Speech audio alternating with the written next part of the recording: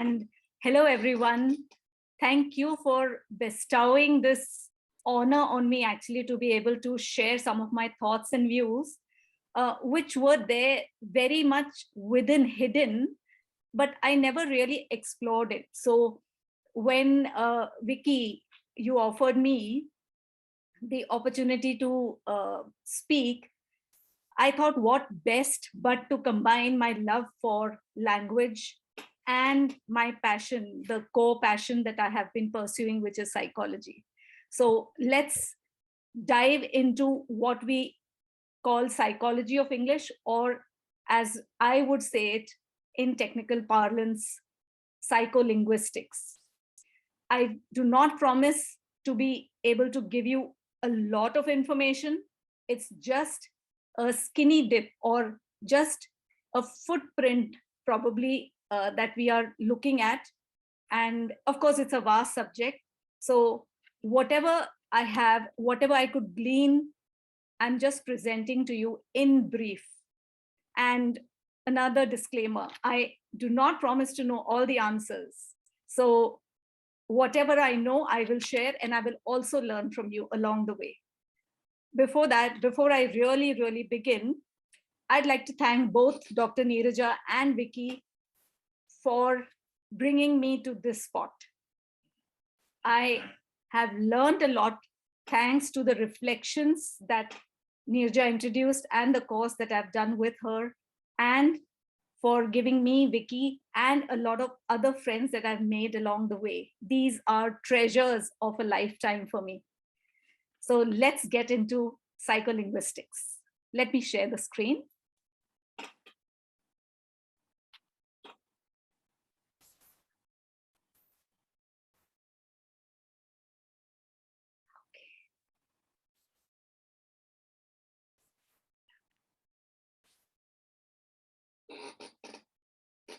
Psycholinguistics of language learning and teaching.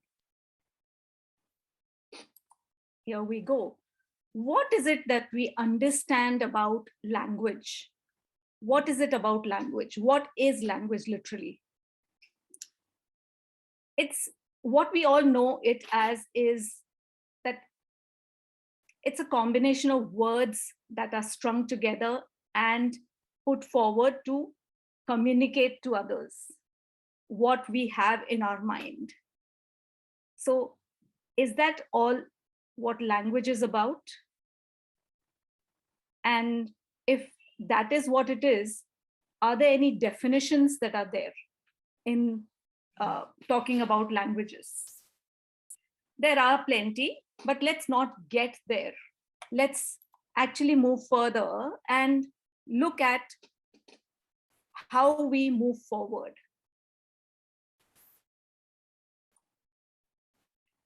So when we talk about language, we all know that as we grow or when we are born, the first thing that we get to hear literally, that is the perception or an information that is fed to us, which is verbal as well as actions.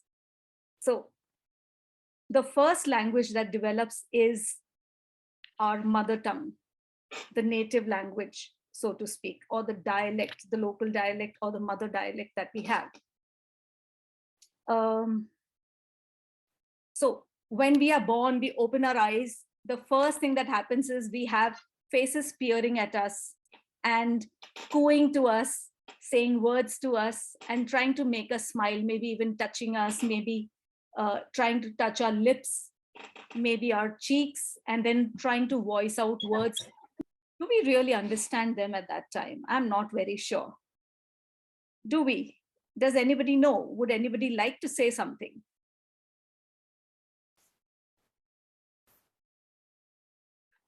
Anybody?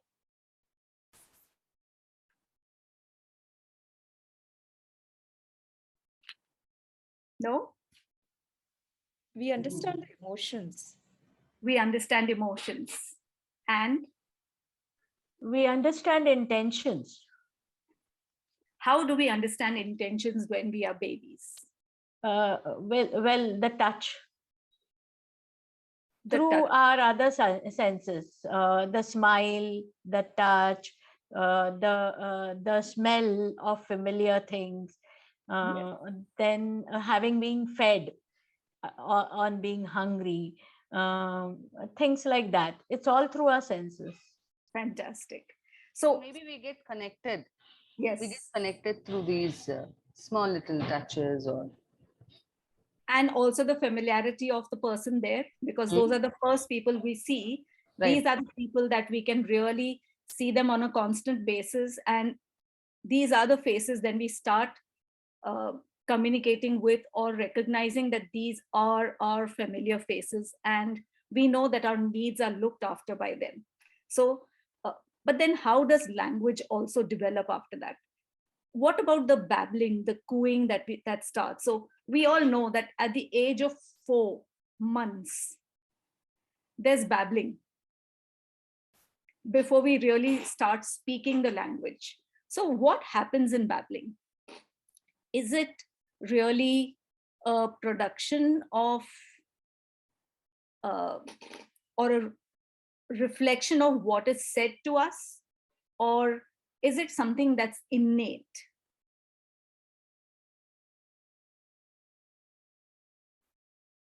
So let me give you an example.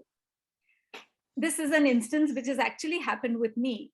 My niece, when she was born, uh, at the age of 4 months probably, and before before she turned 4 months old, I was on a regular basis communicating with her, cooing to her, babbling to her. And because I was her aunt, and we say bua in Hindi to aunt, which is dad's sister, literally, I used to constantly say, "Who am I? Who am I? Bua, bua, bua." I used to keep saying to her. And I got such a beautiful reward when at 4 months of age, she started her babbling. But the only thing that she said, whereas we know that children just say something which is illegible, some mumbling, some rambling, but she actually, but it was, remember, it was for just one day. She started by saying, boo, boo, boo, boo, ah, boo, ah, Bua, and my joy knew no bounds. It's like it was a revelation of sorts.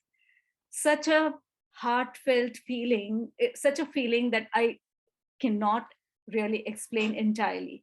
But anyway, this basically is where our language really begins. One is the perception, and two is how we really start by talking illegibly first, and then, of course, legibly. This is about the first language. What about other languages? Because we know that as we learn those, as we finish the babbling and we start growing older, we start speaking our first words. There's one word language, and then two words, and then three words. And then we go on to making a string of sentences. Sometimes we make 2-word sentences when we are at a certain age. And then we try and make longer sentences.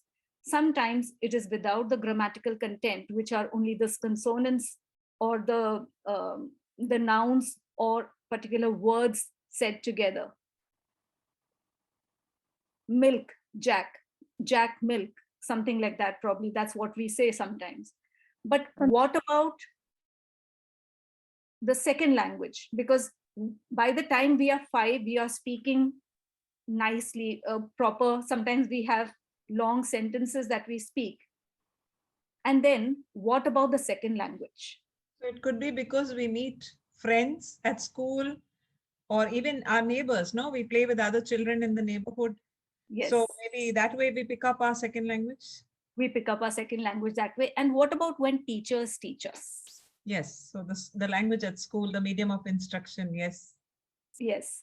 And when they actually teach us, have we ever noticed that they start by teaching us words? They ask us to communicate with each other, because it is an addition to the first language, so to speak, because the first language is what is an acquired language.